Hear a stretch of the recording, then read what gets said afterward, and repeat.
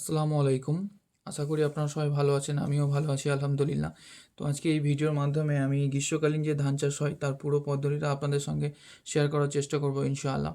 তো আপনারা যারা কৃষক আছেন তারা সবাই জানেন যে বর্ষাকালের মতো গ্রীষ্মকালীন ধান চাষ কিন্তু সাধারণ নয়। কারণ বর্ষাকালের ধান চাষ হচ্ছে প্রকৃতি নির্ভর এবং গ্রীষ্মকালে আপনাকে কৃত্রিম উপায়ে পানির ব্যবস্থা করে জমি ভিজিয়ে সেটাতে চাষ করতে হয়। তো আমিও সেই প্রসেস অনুযায়ী এগিয়ে যাচ্ছিলাম এবং আগে থেকেই সেই জন্য জমি রেডি করে রেখেছিলাম। এবং যেহেতু আমাদের কোনো ব্যক্তিগত সাবমার্শাল নেই, তো আমরা অন্যজনের সাবমার্শাল থেকে পানি নিয়ে চাষাবাদ করে থাকি।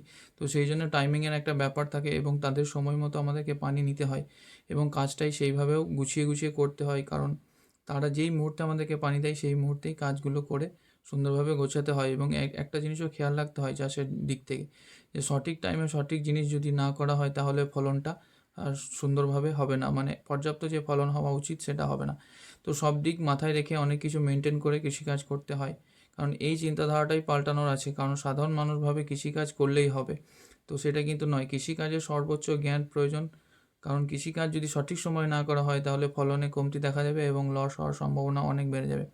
আর এই যে দেখতে পাচ্ছেন আমি কাজ করছি, কারণ আমি এইভাবেই চেষ্টা করি যে সমস্ত কাজে অল্প করে হলেও হাত লাগানোর। এতে কি হয়, কাজের যে একটা মানসিকতা বজায় থাকে এবং আমিও চেষ্টা করি সেই মোতাবেক কাজ করতে।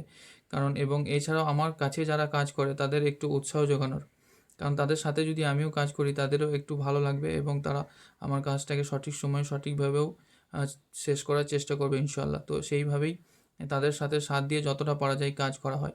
তো এই যে দেখতে পাচ্ছেন সুন্দরভাবে চাষ দিয়ে আমি জমি রেডি করে দিয়েছি এবং আমি আগেই শুকনোতেই জমিটাকে ভালোভাবে রেডি করে দিয়েছিলাম খোল দিয়ে। তো তারপর পানি ভরার পর অত আর পরিশ্রম আমাদেরকে করতে হয়নি, অল্প কাজেই কাজ হয়ে গেছে।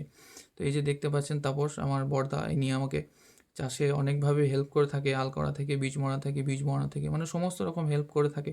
তো অনেক ধন্যবাদ ভাইজানকে। এবং আমিও দেখছেন ওর সাথে সাথে কিছু কিছু কাজ করার চেষ্টা করছি, যদিও সম্পূর্ণ কাজ আমি করি না। আমি চারিদিকে দেখতে দেখতেই আমার সময় পেরিয়ে যায় এবং ওনারাই করে থাকেন সব কাজ এবং আমি চেষ্টা করি ওদের সঙ্গে হাত লাগিয়ে কিছুটা উৎসাহ দেওয়ার জন্য। এই যে দেখতে পাচ্ছেন, এবং আমাদের যেহেতু এবছর 4.5 বিঘের মতো চাষ আছে, তো সেইভাবেই সব কিছু পরিকল্পনা মাফিক এগোনো। এই যে দেখতে পাচ্ছেন এটা হচ্ছে বীজতলা, বীজতলাতে কিন্তু ট্রাক্টর ঢোকে না। তো সেই জন্য এটাকে নিড়িয়ে পরিষ্কার পরিচ্ছন্ন করে সুন্দরভাবে গোছানোর পর ধান পুঁততে হয় এবং একটু শক্ত জমি থাকলেও এভাবেই কষ্ট করে করতে হয়, ছোট জমি যেহেতু। কারণ যেই মুহূর্তে বীজতলাটা খালি হয় সেই মুহূর্তে আর ট্রাক্টর ঢোকানো সম্ভব থাকে না। আপনারা যারা কৃষক আছেন তারা এই ব্যাপারটা বুঝতে পারবেন এবং যারা কৃষক নেই তাদেরকে জানিয়ে দিচ্ছি। আর এই যে দেখতে পাচ্ছেন এটা ফিনিশিং একদম মানে শেষ পর্যায়ে, আমাদের ধান পোঁতার শেষ দিন।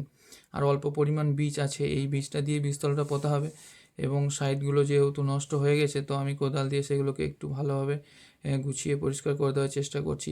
আর ওই যে দেখছেন তাপস আমার পিছনে আছে। তো এইভাবে আমাদের এই বছর গ্রীষ্মকালীন ধান চাষটা কমপ্লিট করার চেষ্টা করেছি। আপনারা সবাই দোয়া করবেন। আরও অনেক পদ্ধতি ছিল যেগুলো আপনাদের সাথে শেয়ার করা সম্ভব হয়নি। আসসালামু আলাইকুম।